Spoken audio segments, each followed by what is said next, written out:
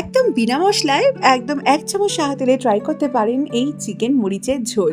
গরমকালের জন্য কিন্তু এটা একটি সেরা চিকেন রেসিপি। ভাত, রুটি, লুচি, পরোটা যেকোনো জিনিসের সাথে কিন্তু খেতে ফাটাফাটি লাগে। এর জন্য আমি প্রথমে পেঁয়াজটা কেটে নিচ্ছি। ১ কেজি চিকেনের জন্য আমি ৪টি মিডিয়াম সাইজের পেঁয়াজ নিয়েছি। পেঁয়াজগুলোকে ঝিরি করে কেটে নিচ্ছি। আর নিয়েছি এখানে খানিকটা গোটা গরম মশলা। গোটা গরম মশলাকে একটু ভালো করে শুকনোভাবে গুঁড়ো করে নিচ্ছি। এইটা কিন্তু অবশ্যই এটাই আজকে রান্নার মেন ইনগ্রেডিয়েন্ট। দিয়ে দিচ্ছি ১ চামচ সাদা তেল, তার মধ্যে দিয়ে দিচ্ছি ২ চামচের মতো রসুন কুচি, আর দিচ্ছি এই পেঁয়াজ কাটাটা। পেঁয়াজটা দিয়ে ভালো করে রসুনের সাথে একদম ভেজে নিতে হবে। পেঁয়াজটা ভালো মতো যখন ভাজা হয়ে যাবে তখন এখানে কাঁচা মাংসটা ধুয়ে দিয়ে দিতে হবে।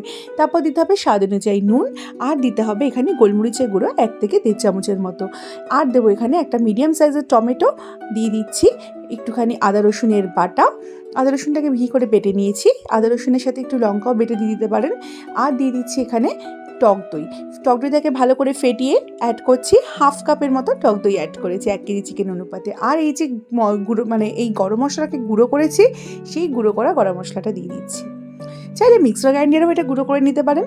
আর দিচ্ছি ১ চামচের মতো চিনি স্বাদের ব্যালেন্সের জন্য। এবার কি করতে হবে, এটাকে ভালো করে মিনিট ২-৩ মতো হাই ফ্লেমে কষিয়ে নিতে হবে। ভালো করে কষিয়ে নিয়ে মানে কষানো মানে ওই জাস্ট এগুলোকে ভালো করে মিশিয়ে নেওয়া আর ২-৩ মিনিটের মতো হাই ফ্লেমে রান্না করা। তারপরে উপর দিয়ে ৩-৪টে কাঁচা লঙ্কা বা পাকা কাঁচা লঙ্কা ছড়িয়ে ঢাকনা দিয়ে ঢেকে লো ফ্লেমে ১৫ মিনিটের জন্য রেখে দিতে হবে। ১৫ মিনিট পর ঢাকনা খুললে কিন্তু দেখতে পাবেন অনেকটা জল ছেড়েছে, আলাদা করে জল দেওয়ার প্রয়োজন পড়বে না। আর এটাকে তারপরে আরও ৫ মিনিট টানিয়ে নিলেই রেডি। রেসিপিটা ভীষণই সহজ, যে কেউ বানাতে পারবেন। আর খেতে কিন্তু কোনো অংশে কষা মাংস থেকে কম হয় না, এতটাই টেস্ট হয়। একবার ট্রাই করুন গরমের দিনে, আপনাদের সবার আশা করি ভালো লাগবে। আজকের মতো এই পর্যন্তই। আবার চলে আসবো নতুন রেসিপির সাথে। সবাই ভালো থাকবেন, সুস্থ থাকবেন। Thank you for watching this channel. Tata.